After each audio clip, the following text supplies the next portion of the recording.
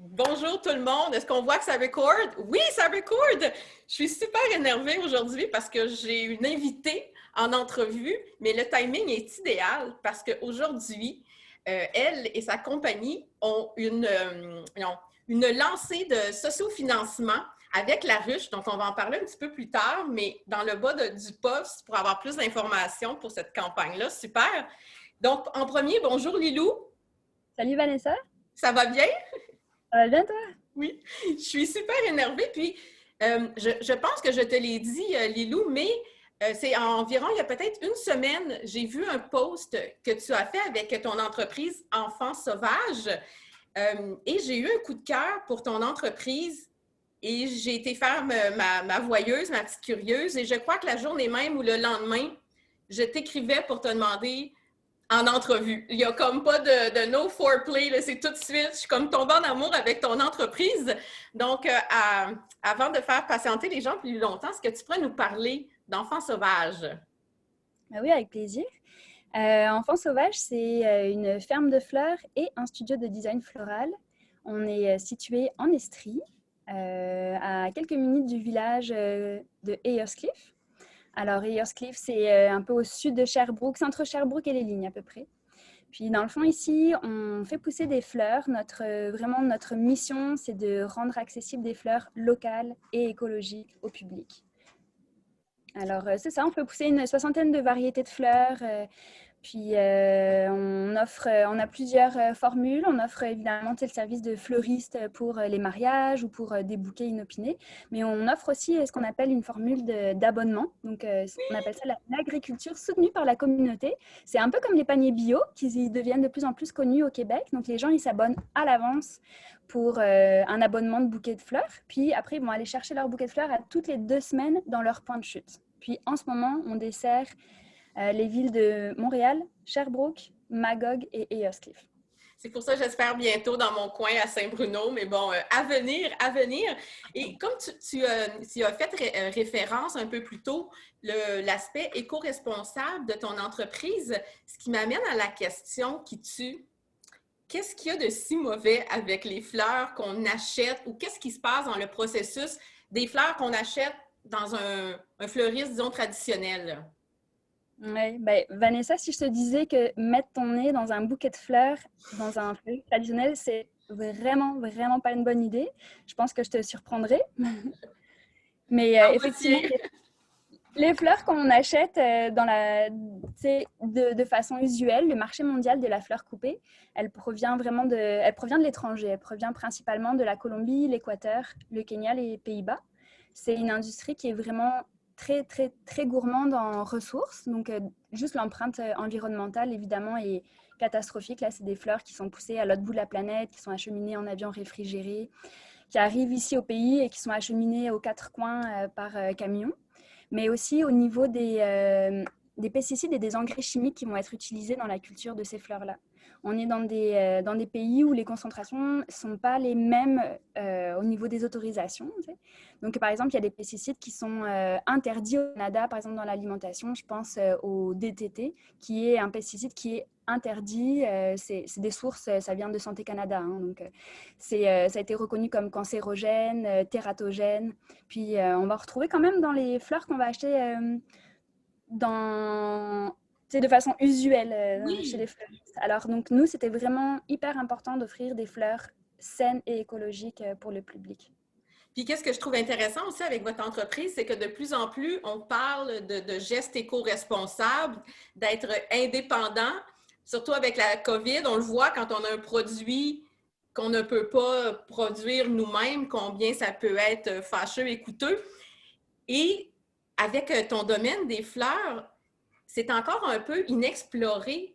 Pourquoi tu penses qu'on n'en parle pas ou qu'on n'en a pas encore parlé, que c'est nouveau sur le marché? Oui, ben, c'est une bonne question, ça, Vanessa. Je me pose encore la question. En même temps, mon intention, c'est vraiment pas de d'intimider les gens. Moi-même, jusqu'à il n'y a pas très longtemps, je m'étais jamais posé la question de d'où venaient les fleurs. Puis j'ai toujours acheté des fleurs, j'ai toujours offert des fleurs. Puis, ça fait pas très longtemps que je me suis juste posé la question, mais elles viennent d'où mes fleurs? Puis, ça tombe que je suis avec un homme merveilleux qui est Thierry? agriculteur, Thierry qui s'appelle. Puis, quand on s'est rencontrés, lui, il était étudiant dans un programme en gestion d'entreprise agricole bio. Puis moi, j'étais passionnée par les fleurs. Alors, on a décidé de monter une entreprise ensemble, puis de jumeler nos expertises pour monter Enfants Sauvages. Mais je pense que c'est ça. Il y a vraiment en ce moment un engouement pour des produits sains, locaux, de la part de la population. Puis c'est vraiment, c'est vraiment important. C'est vraiment important pour nous, pour la planète, pour les gens qui travaillent, etc. Mais je pense que c'est ça, les fleurs, ça va juste venir de plus en plus. Il y a de plus en plus de fermes locales qui se développent un peu partout au Québec. Puis elles se font encore discrètes, mais je pense que bientôt, on va en entendre de plus en plus parler. Surtout d'enfants sauvages, j'espère. En faisant ma recherche, il y a une chose que je ne suis pas allée fouiner davantage pour en savoir plus parce que tu en as fait référence au début de notre entretien que vous offrez beaucoup plus que des bouquets et des fleurs. Il y a beaucoup d'événements, des stages, on peut aller faire des visites et tout ça. J'invite les gens aussi, d'ailleurs, à aller voir, parce qu'on ne pourra pas tout couvrir durant l'entrevue, mais votre site Internet, il est super. Mais voici ma question. C'est quoi du woofing? Du woofing, c'est de partager une expérience à la ferme. Donc, c'est des gens qui veulent apprendre des choses, vivre une expérience vraiment agricole, en connaître un petit peu plus sur le métier d'entrepreneur agricole. Puis, c'est des gens qui veulent venir faire un stage, par exemple, de 1 mois, 2 mois ou une saison, en échange d'être hébergés, d'être nourris. Puis, ils viennent aider à faire des travaux à la ferme. Alors, cette année, on reçoit une woofer. Woofing. Fait que juste pour les gens, parce que moi, je suis visuelle aussi, woofing, c'est W-O-O-F-I-N-G. Donc, Exact. du woofing. Donc, mais est-ce que c'est récent, cette expression, ou ça fait 50 ans que ça existe? Ça fait quand même un petit bout de temps, mais ça, c'est un terme, c'est partout dans le monde. Il y a un site internet, même si les gens ils veulent partir. Nous, on ne s'est pas inscrit parce qu'on reçoit en ce moment beaucoup de demandes pour des gens qui veulent venir faire des stages à la ferme, puis on essaye plutôt de se concentrer, puis de faire les choses doucement pour mieux les faire. Mais il y a un site internet pour faire du woofing partout dans le monde, donc avoir des expériences agricoles dans diverses entreprises et des fermes aux quatre coins du monde. Mais je ne pensais pas que ça allait être aussi intéressant, la réponse. Je pensais que ça allait être beaucoup plus léger, tu sais, en contenu. Mais là, je suis comme, oh, OK, non, ne pas laisser... Il y a tout un monde derrière. Aussi, il y a quelque chose de super intéressant parce que moi, avec mes choix écolo, mon entreprise, à la base, c'est une boutique en ligne de produits éco-responsables, mais tout ça me vient de l'amour des plantes, mon amour profond des plantes et de tout ce qui est le produit de la terre. Et vous y faites référence sur le site Internet, puis j'aimerais ça que tu m'en parles un peu de ton point de vue. C'est une étude qui a été faite aux États-Unis et qui démontrait que quand on était, pour l'étude, c'était dans un milieu de travail, mais qui démontrait que quand on était entouré de plantes, on était plus productif, on était plus créatif.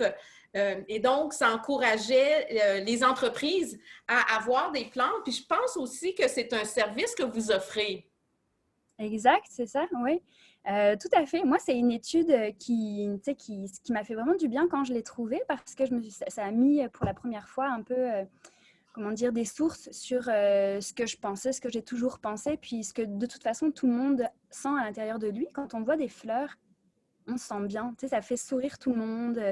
Tout le monde est bien quand on est en contact avec les fleurs. Puis de plus en plus, c'est ça, il y a des études qui sortent, puis on introduit la nature ou la plantation d'arbres ou justement des fleurs dans des projets tu sais, de design urbain, en architecture, etc. Parce que c'est prouvé, les plantes et le rapport, la connexion avec la nature, ça abaisse la violence, ça augmente le bien-être, ça rend plus épanoui. Donc de plus en plus ça rentre dans nos milieux puis dans notre environnement. Puis c'est ça, on a décidé d'offrir une formule spécialement pour les entreprises pour leur permettre d'avoir une formule vraiment clé en main. Dans le fond, on arrive à l'entreprise à chaque semaine ou à chaque 2 semaines avec un bouquet, ça comprend la location du vase.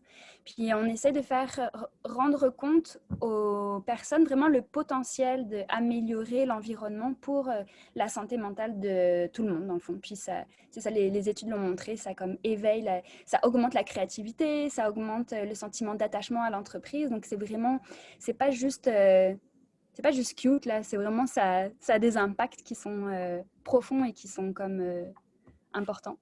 Oui, puis surtout, comme tu disais, c'est que ça a été prouvé dans l'étude. Donc, même quelqu'un de très cartésien, s'il se fie aux résultats, puis moi aussi, bon, c'est pas la première étude qui en fait référence, on en parle souvent quand on est intéressé par le sujet des plantes.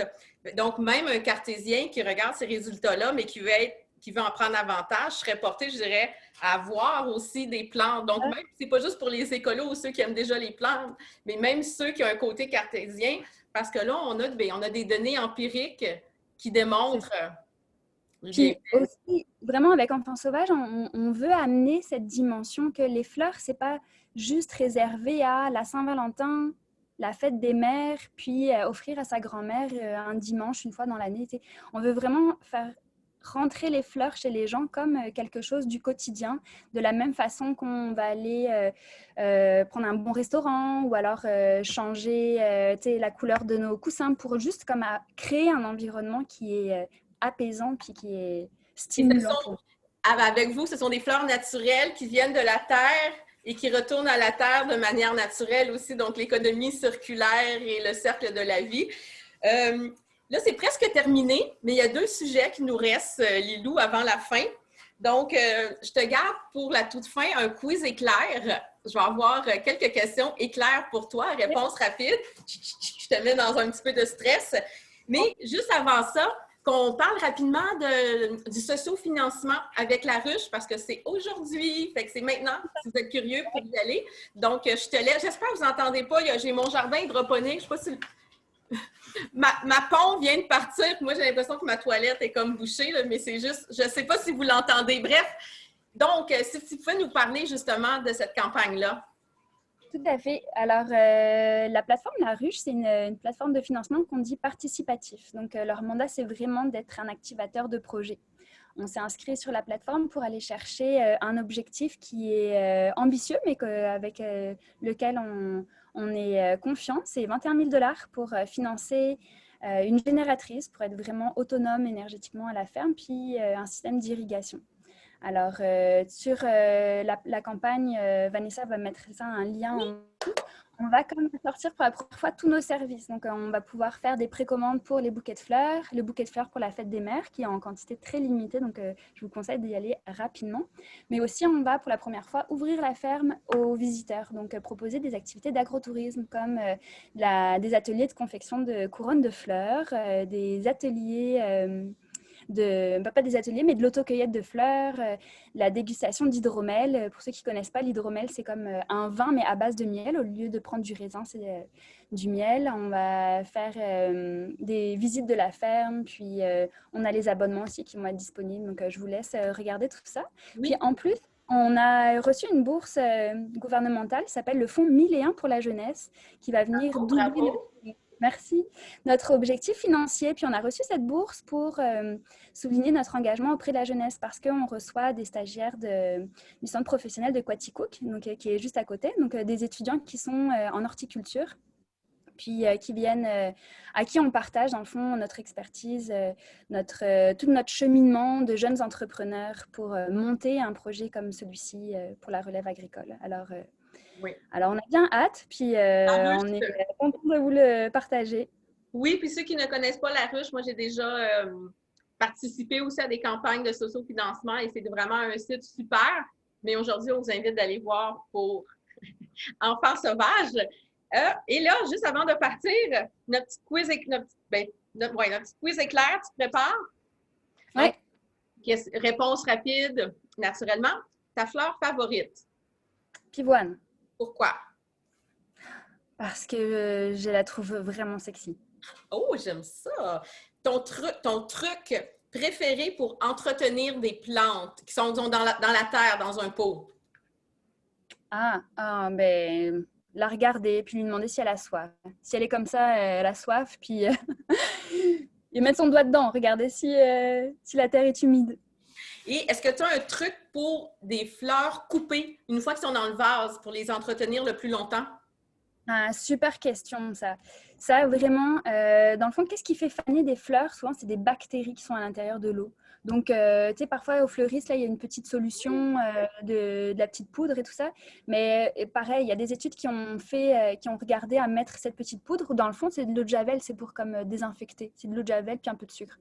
Mais l'idée, les études ont montré que si vous changez juste l'eau et de donner de l'eau fraîche à tous les jours, renouveler l'eau fraîche à tous les jours de vos fleurs, ça va faire le même Est-ce effet. qu'on coupe?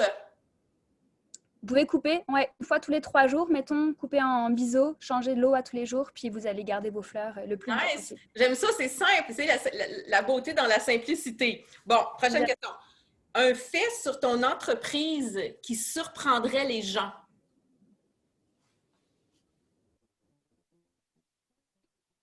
Alors, un fait sur notre entreprise qui surprendrait les gens.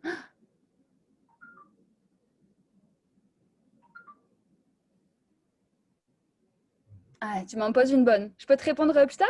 Oui, oui, pas de problème, vas-y. Bon, selon toi, pourquoi les fleurs sont magiques? Parce que je pense qu'elles viennent souligner les rituels de nos vies. Puis les rituels, ça fait partie fondamentale. Ça fait fondamentalement partie de la vie des humains. On a toujours eu des vies parsemées de rituels. Donc, on a des mariages, des baby showers, des graduations. Puis les fleurs, c'est toujours venu souligner ces rituels-là. Donc, ça nous rappelle le temps qui passe. Je pense que je pense que c'est ça. Ouais. Parfait. Dans une autre vie, tu as été? J'ai été sage-femme. Est-ce que je peux dire ça? Oui. En fait, je suis étudiante sage-femme, je suis interne sage-femme, donc ça fait 6 ans que je suis sur les bancs de l'université, en plus d'être entrepreneur Donner naissance pour une ferme de fleurs. aux fleurs et aider à donner naissance à des petits humains. Exact. Et tantôt, on en a parlé des objectifs de votre entreprise à Thierry et à toi, mais selon toi, c'est quoi l'objectif de votre entreprise qui est le plus important pour toi? Notre objectif, c'est vraiment d'offrir des produits sains.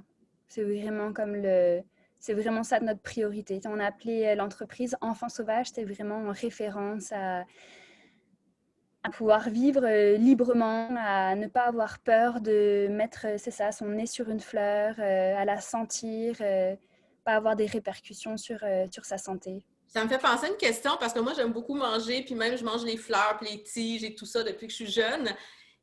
Les fleurs de votre ferme, est-ce qu'on peut les manger? C'est une bonne question. On a évidemment des fleurs qui sont comestibles. On ne les fait pas pousser pour leur caractère comestible, mais dans la nature, il y a vraiment plus de fleurs qu'on peut manger qu'on ne le croit. Donc, c'est ça, j'ai un livre vraiment coup de cœur. Je vais faire un rebond peut-être Oui, un jour, peut-être un prochain invité, je ne sais pas. Le livre qui s'appelle Forêt. C'est vraiment un livre incroyable. Je l'ai déjà. Je l'ai déjà. Je suis désolée.